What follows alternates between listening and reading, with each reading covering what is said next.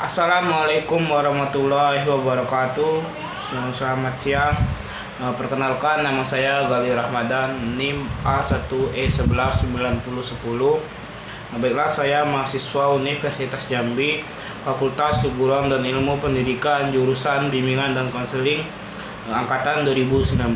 Baiklah, di sini saya akan membuat video tentang ataupun nge-review materi manajemen konseling, mata kuliah manajemen konseling di sekolah 2. Baiklah, di sini saya akan langsung mulai saja. Baiklah, pertama itu prosedur penyusunan program BK komprehensif.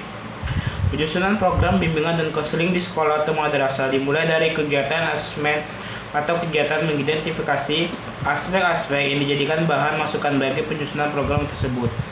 Kegiatan asesmen ini meliputi yang pertama yaitu ada asesmen lingkungan yang terkait dengan kegiatan mengidentifikasi harapan sekolah atau madrasah dan masyarakat, sarana dan prasarana pendukung program bimbingan, kondisi dan kualifikasi konselor, dan kebijakan pimpinan sekolah atau madrasah. Yang kedua itu ada asesmen kebutuhan atau masalah peserta didik yang menyangkut karakteristik peserta didik seperti aspek-aspek fisik, kesehatan dan fungsinya, kecerdasan, motif belajar, sikap dan kebiasaan belajar, minat atau minatnya, yaitu tentang pekerjaan, jurusan, olahraga, seni ataupun keagamaan. Masalah-masalah yang dialami dan kepribadian atau tugas-tugas perkembangannya sebagai landasan untuk memberikan pelayanan bimbingan dan konseling. Adapun struktur program tahunan bimbingan konseling terdiri atas yang pertama ada rasional. Rasional adalah itu rumusan dasar pemikiran tentang urgensi bimbingan dan konseling dalam keseluruhan program sekolah atau madrasah.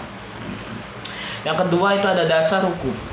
Dasar hukum ini dicantumkan adalah dasar hukum menjadikan landasan penyelenggaraan bimbingan dan konseling yang meliputi dasar hukum tingkat pemerintah, daerah hingga satuan pendidikan. Alternatif contoh penulisan dasar hukum yaitu ada sini saya akan memberikan 3 contoh.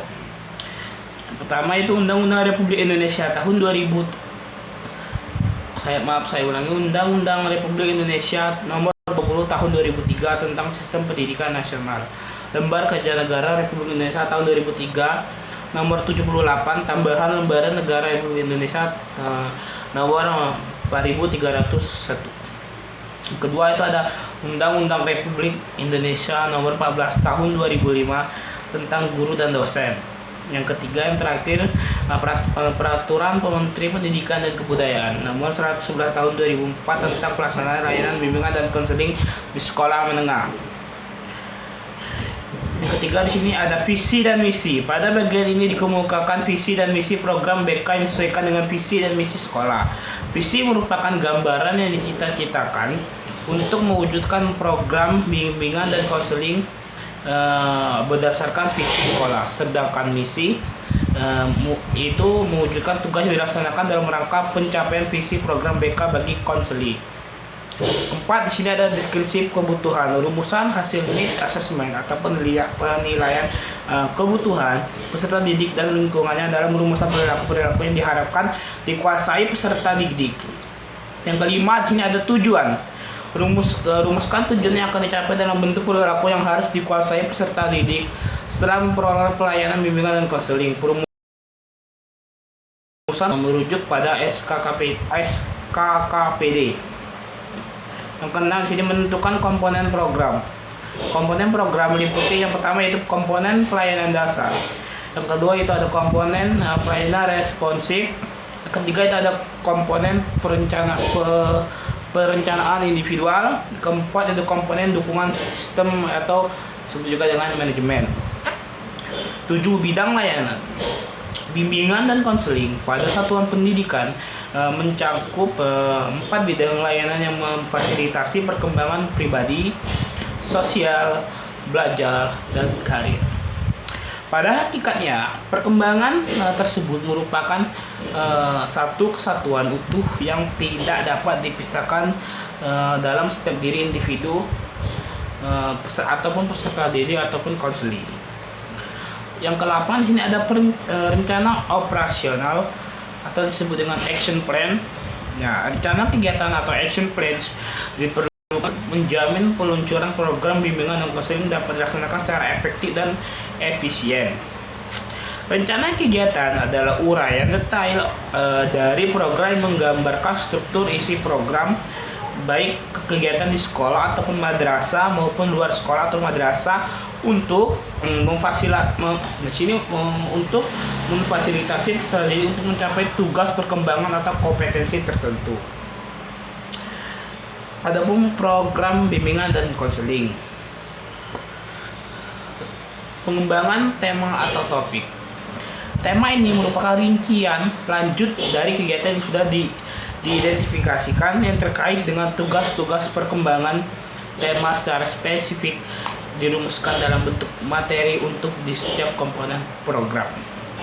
Yang kedua, di sini ada sarana prasarana seperti ruang bimbingan dan konseling dan fasilitasnya yang diperlukan. Seperti yang pertama itu adalah ada program bimbingan dan konseling, ada juga dengan buku program tahunan, buku program semesteran, buku kasus ataupun buku harian.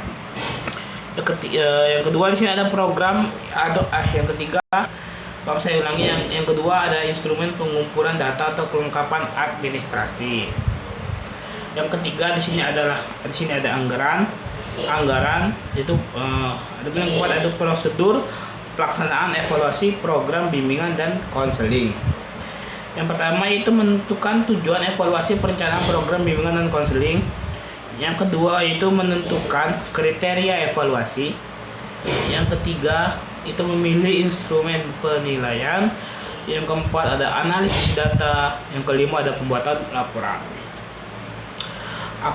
Akuntabilitas bimbingan dan konseling. Yang pertama itu ada prosedur evaluasi hasil bimbingan dan konseling. Prosedur pelaksanaan evaluasi hasil bimbingan dan konseling yaitu sebagai berikut. Sini ada dua, yaitu yang pertama yaitu menentukan tujuan dari evaluasi tersebut. Yang kedua menentukan kriteria penilaian. Yang kedua di sini ada akuntabilitas bimbingan dan konseling. Yang akuntabilitas diperlukan untuk mempertanggungjawabkan terhadap sebuah kegiatan yang telah dilakukan. Nah, akuntabilitas mengandung kewajiban melaporkan, menjelaskan, dan mengungkapkan semua kegiatan yang dilakukan. Nah, akuntabilitas diperlukan untuk meminimalisir penyalahgunaan kekuasaan serta menjamin pemerintah atau pelaksana untuk bertindak secara efektif dan efisien. Yang terakhir, sini ada akuntabilitas dalam bimbingan dan konseling. Akuntabilitas dalam bimbingan dan konseling adalah perwujudan kewajiban konselor sekolah untuk mempertanggungjawabkan segala tindakan berkaitan dengan kegiatan pelayanan bimbingan dan konseling. Akuntabilitas dalam bimbingan dan konseling merupakan komponen kunci untuk memperlihatkan keefektifan program konseling. Baiklah, mungkin hanya itu yang dapat saya review dari mata kuliah manajemen konseling di sekolah 2. Lebih dan kurangnya saya mohon maaf, ataupun ada salah kata saya mohon maaf. Lebih dan kurangnya wabillahi taufiq wal hidayah. Wassalamualaikum warahmatullahi wabarakatuh. Selamat siang.